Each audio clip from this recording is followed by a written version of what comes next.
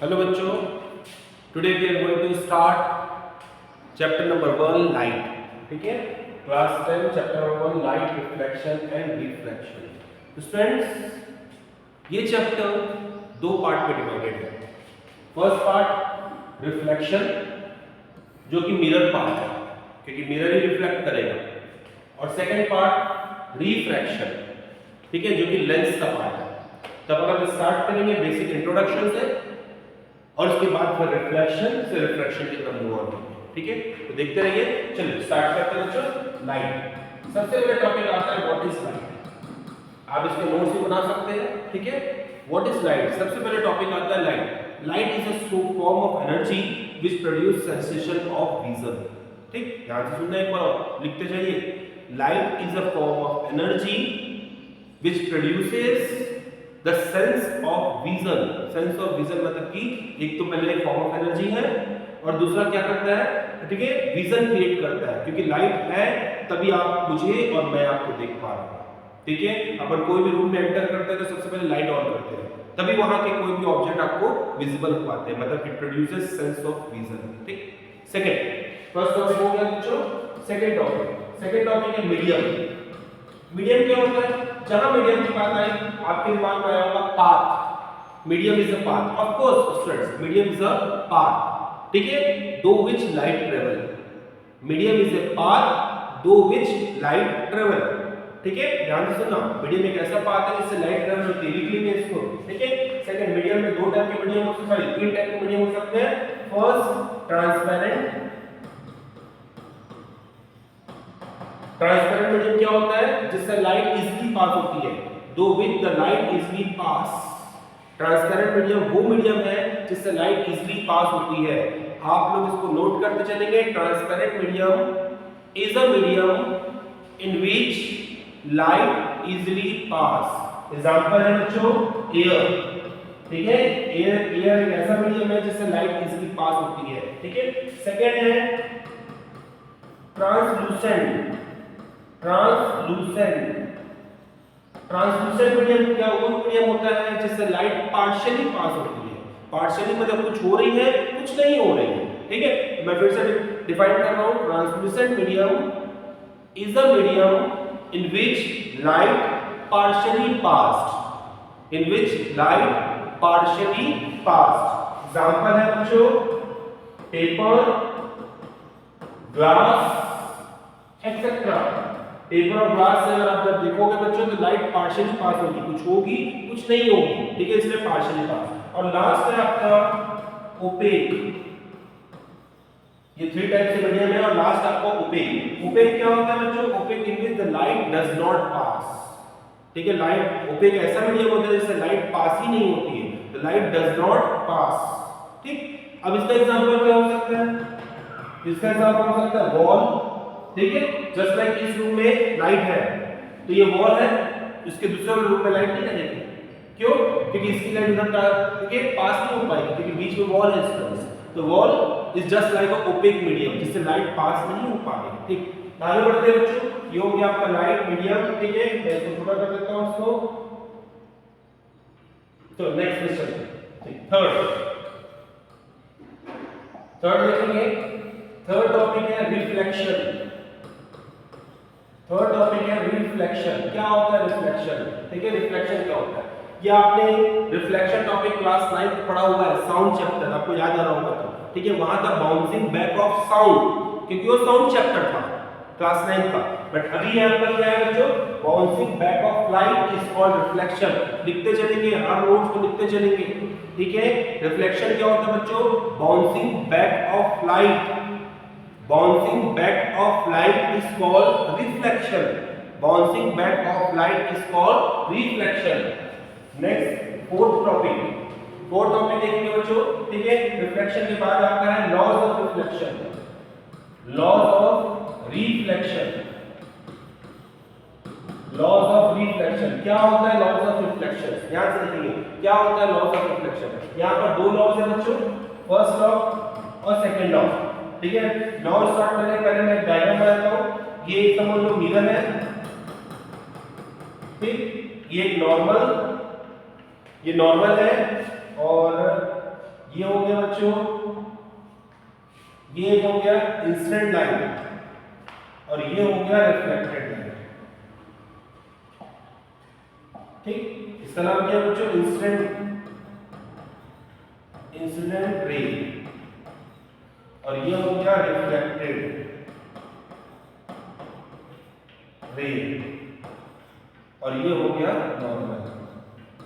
Normal मतलब वो जो परपेंडिकुलर है, एक सरफेस में, एक ऐसा सरफेस जिससे लाइट इस साइड ना जा सके, ठीक है, उस सरफेस पे परपेंडिकुलर। सो फर्स्ट लॉ मैं डिक्टेट कर रहा हूं, आप लिखेंगे इसको। तो फर्स्ट लॉ क्या बोलता है बच्चों? The incident ray, the reflected ray and the normal all lie in the same plane. मैं रिपीट कर रहा हूं, the incident ray, the reflected ray and the normal all lies in the same plane, मतलब कि सभी एक plane में लाई करेंगे, ठीक है। PLAIN, सॉरी PLANE, कौन सा प्लेन रहेगा? PLANE, ये वाला प्लेन रहेगा बच्चों, PLANE। ये कौन सा प्लेन होता है? जस्ट लाइक ये x एक्सिस है और ये y एक्सिस है और ये z है। तो देखो स्टूडेंट्स, ये थ्री एक प्लेन है, इसको बोलते हैं प्लेन, x y और z, इसको बोलते हैं प्लेन, ठीक है। ध्यान रखना है इसको, ठीक। सेकेंड लॉ तो आप लोगों को याद आ रहा होगा कुछ, ठीक है, याद रखेंगे आप लोग, ठीक है। ये ठीक है, सेकेंड लॉ, ये I और ये है R, ठीक है। तो सेकेंड लॉ क्या है बच्चों? Angle I is equal to angle R, the incident angle is equal to reflected angle, the incident angle is equal to reflected angle. अगर ये 30 डिग्री है तो ये भी 30 डिग्री होगा, अगर ये 30 डिग्री है तो ये भी 30 डिग्री होगा। ये हो गया स्टूडेंट्स अपन लॉज ऑफ रिफ्लेक्शन कंप्लीट होते हैं। दो लॉज है इसके, पहला लॉ है the incident ray, the normal and the reflected ray. ध्यान रखना, the incident ray, the normal को पहले लिखो या बाद में लिखो, कोई इंपॉर्टेंट नहीं है, ठीक है, ऐसा कुछ मत सोचना। आप पहले रिफ्लेक्टेड लिख लो या पहले नॉर्मल लिख लो, आपके ऊपर है। फिर से मैं बोल रहा हूं, the incident ray, the normal and the reflected ray all lies in the same plane, PLANE। Second law, the incident angle is equal to reflected angle, ठीक। चलो आगे बढ़ते हैं। फोर्थ टॉपिक हो गया, इसके बाद फिफ्थ टॉपिक, ठीक है। फिफ्थ टॉपिक देखेंगे। फिफ्थ टॉपिक में क्या बच्चों? मिरर, ठीक है। आपके पास दो टाइप के मिरर है बच्चों, दो टाइप के मिरर है। एक मिरर है आपका प्लेन मिरर और दूसरा मिरर है आपका स्फेरिकल मिरर,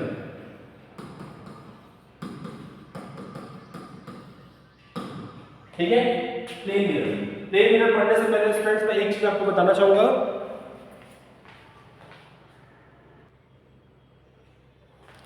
हाँ बच्चों, प्लेन मिरर आप देख सकते हैं, ये है प्लेन मिरर, ठीक है, ये है प्लेन मिरर, ठीक है।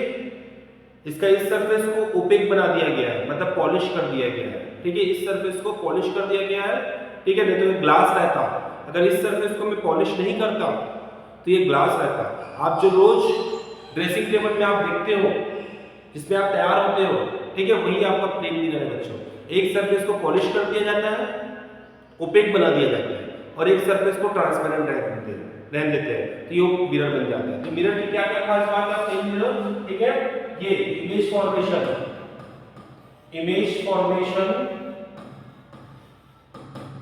ऑफ प्लेन मिरर, ठीक है। Image formation of plane mirror, देखिए इमेज फॉर्मेशन कैसा है। पहला कैसी इमेज बनती है बच्चों? वर्चुअल इमेज बनती है, ठीक है, वर्चुअल इमेज बनती है। ये वर्चुअल क्या होता है बच्चों? ध्यान से सुनेंगे, वर्चुअल क्या होता है, ध्यान से सुनेंगे। वर्चुअल इमेज होती है जो कि रियल नहीं है, नाम से समझ में आ रहा है, virtual image, yes it is not real, ये रियल नहीं है बच्चों। तो वर्चुअल इमेज, ठीक है, इसकी दो डेफिनेशन है, वर्चुअल इमेज की दो डेफिनेशन है। फर्स्ट डेफिनेशन है वर्चुअल इमेज की, फर्स्ट डेफिनेशन है which cannot be taken on the screen permanently। Virtual image की फर्स्ट डेफिनेशन लिखेंगे आप लोग, ठीक है, आप साइड में लिख सकते हैं, क्योंकि अभी यहाँ पर हमने इमेज फॉर्मेशन की हेडिंग दिया है। तो इमेज फॉर्मेशन में क्या है बच्चों आपका, ठीक है, फर्स्ट कैरेक्टरिस्टिक्स में वर्चुअल इमेज क्या होता है, आप राइट साइड कहीं पर लिख लीजिए which cannot be taken on the screen permanently। इसका क्या मतलब है? which cannot be taken on the screen permanently, इसका क्या मतलब है? Just like friends, मैं ड्रेसिंग टेबल पे अपना चेहरा देखा, तैयार हुआ और मैं हट गया, तो मेरी इमेज भी हट गई। फिर दूसरे दिन फिर आया, फिर चेहरा देखा, तैयार हुआ और फिर हट गया, इमेज भी हट गई। बट जब मैं मूवी देखने जाता हूँ, ठीक है, जब मैं मूवी देखने जाता हूँ सलमान खान की, शाहरुख खान की या और भी कोई एक्टर की, एक्ट्रेस की, तो वहां पर वो नहीं वर्क करते, तो वो इमेज क्या है? रियल इमेज है, which can be taken on the screen permanently, वो रियल इमेज है। बट जो मैं ड्रेसिंग टेबल में या प्लेन मिरर में मैं जो देख के तैयार हो रहा हूँ, वो वर्चुअल इमेज है, वो परमानेंटली नहीं है स्क्रीन में। फिर से रिपीट कर रहा हूँ, वो स्क्रीन में परमानेंटली नहीं है, वो जब तक ऑब्जेक्ट है इमेज है, ऑब्जेक्ट हट गया इमेज हट गया। बट जब मैं मूवी देखने जाता हूँ तो वहां ऑब्जेक्ट नहीं रहता, एक्टर एक्ट्रेस नहीं रहते हैं, बट उनकी इमेज रहती है। सो दैट इज रियल इमेज। तो समझ में आ गया होगा कि रियल इमेज क्या होता है, वर्चुअल इमेज क्या होता है। मैं फिर से रिपीट कर रहा हूँ, virtual image which can not be taken on the screen permanently. First definition. इसकी और एक और डेफिनेशन है बच्चों, ठीक है, इसकी एक और डेफिनेशन है, सेकंड डेफिनेशन है which is form due to the diverging the ray of light. ये क्या चीज है? डाइवर्जिंग क्या चीज है? Which is form due to diverging the ray of light. अब ये डाइवर्जिंग क्या है? डाइवर्जिंग का मतलब ये बच्चों कि जब भी कोई लाइट डाइवर्ज होके बनेगी, जस्ट लाइक मैं मिरर ले लिया और लाइट यहां से डाइवर्ज होगी, ये देखो, इसको बोलते हैं डाइवर्ज होना, और इसको क्या बोलते हैं? इसको बोलते हैं कन्वर्ज होना। कन्वर्ज होना मतलब मिलना, कन्वर्ज होना, एक जगह में मिलना, और डाइवर्ज होना मतलब स्प्रेड होना। डाइवर्ज होना मतलब स्प्रेड होना, ठीक। तो वर्चुअल इमेज कैसे बनती है? Which is form due to the diverging the ray of light. ध्यान रखना स्टूडेंट्स, ये आगे और आएगा टॉपिक। तो मैं फिर से दो डेफिनेशन बोल रहा हूं वर्चुअल इमेज की। पहली definition, which can not be taken on the screen permanently, which cannot be taken on the screen permanently. Second definition, which is formed due to the diverging the ray of light, which is formed due to the diverging the ray of light. Second, इसको हटा देते हैं बच्चों। Second है, second तो आपको पता है बच्चों, सेम साइज, सेम साइज, जितना ऑब्जेक्ट रहेगा उतनी इमेज रहेगी। ऑब्जेक्ट अगर छोटा है तो इमेज भी छोटी रहेगी, ठीक। Next, same distance, same distance, ये भी आपको पता है बच्चों, आप जितने दूर रहोगे मिरर से आपकी इमेज दूर रहेगी, आप अगर पास आओगे इमेज भी पास आएगी, तो आपको पता है सेम डिस्टेंस। नेक्स्ट, वर्चुअल में बात स्टूडेंट्स क्या है? Literally inverted, literally inverted. ये क्या चीज है बच्चों? लिटरली इन्वर्टेड का मतलब होता है कि अगर मैं लेफ्ट हैंड शेक करूंगा, मिरर के सामने खड़ा हो गया हूं मैं, अगर मैं लेफ्ट हैंड शेक करूंगा तो इमेज राइट हैंड शेक करेगी, अगर मैं राइट हैंड शेक करूंगा तो इमेज लेफ्ट हैंड शेक करेगी। तो that is literally inverted. Left hand shake होने से राइट हैंड अंदर शेक होता है, आप देख सकते हो इसको इमेज, ठीक है। आप लेफ्ट हैंड शेक करो, इमेज राइट हैंड शेक करेगी, और अगर आप राइट हैंड शेक करोगे तो इमेज लेफ्ट हैंड शेक करेगी। So that is known as literally inverted, ठीक। और लास्ट है बच्चों इरेक्ट।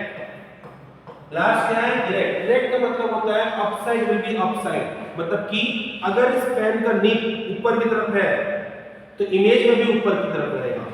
अगर इस पेन का नीब ऊपर की तरफ है तो इमेज का भी ऊपर की तरफ रहेगा, तो इसको बोलते हैं अपसाइड विल बी अपसाइड। आगे बढ़ते हैं बच्चों, हम लोग यहां पर प्लेन मिरर के बाद बच्चों आपका स्फेरिकल मिरर। स्फेरिकल मिरर क्या है देखेंगे यहां पर। स्फेरिकल मिरर क्या है बच्चों?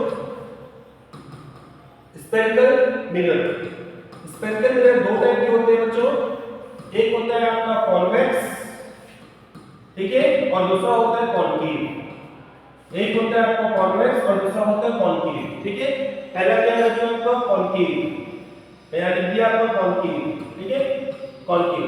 तो इसको अपन नेक्स्ट क्लास में पढ़ेंगे बच्चों, नेक्स्ट लेक्चर पढ़ेंगे कि क्या होता है कॉन्केव और क्या होता है कॉन्वेक्स। बट मैं आपको बता दूं कॉन्वेक्स और कॉन्केव दिखते कैसे। ये है कॉन्केव, ये बल्जिंग इनवर्ड है, मतलब कुछ इस टाइप का बल्जिंग इनवर्ड है। ये ऑब्जेक्ट है आपका, ये बल्जिंग इनवर्ड है। आपको यहाँ पर इतना क्लियर नहीं हो पा रहा होगा, बट ये बल्जिंग इनवर्ड है, कुछ इस टाइप का है बच्चों, स्पून जैसा। स्पून, ये स्पून का पार्ट है, तो बल्जिंग इनवर्ड है, कॉन्केव है। बट स्पून को अगर मैं इधर से देखूंगा तो ये क्या हो जाएगा? कॉन्वेक्स। ये क्या हो जाएगा बच्चों? कॉन्वेक्स, कुछ इस टाइप का कॉन्वेक्स। अगर ऑब्जेक्ट इधर, ये ऑब्जेक्ट, ये ऑब्जेक्ट है बच्चों, ठीक है, ये ऑब्जेक्ट है, ये हो जाता है आपको कॉन्वेक्स। कॉन्वेक्स कैसा दिखता है बच्चों? कुछ इस तरह का दिखता है। अभी आप लोगों को क्लियर नहीं हो रहा होगा, आपको ऐसा लग रहा होगा दोनों एक ही है सर, ठीक है। हाँ, इधर देखो, इसको प्लेन मिरर को इधर से इसको पॉलिश कर दिया गया इधर से, ठीक। और ये है आपका कॉनकेव बल्जिंग इनवर्ट, इनवर्ट की तरफ है, अंदर की तरफ है। और ये है आपका कॉन्वेक्स बल्जिंग आउटवर्ड, आउटवर्ड की तरफ है। इसका ये पार्ट को पॉलिश कर दिया गया है, मतलब ओपेक करा दिया गया है, और इसका ये पार्ट को पॉलिश कर दिया गया है। तो इसके कैरेक्टरिस्टिक्स, इसकी इमेज ट्रेसिंग अपन नेक्स्ट क्लास में, नेक्स्ट लेक्चर में समझेंगे बच्चों। यहीं पर एंड करते हैं। थैंक यू बच्चों।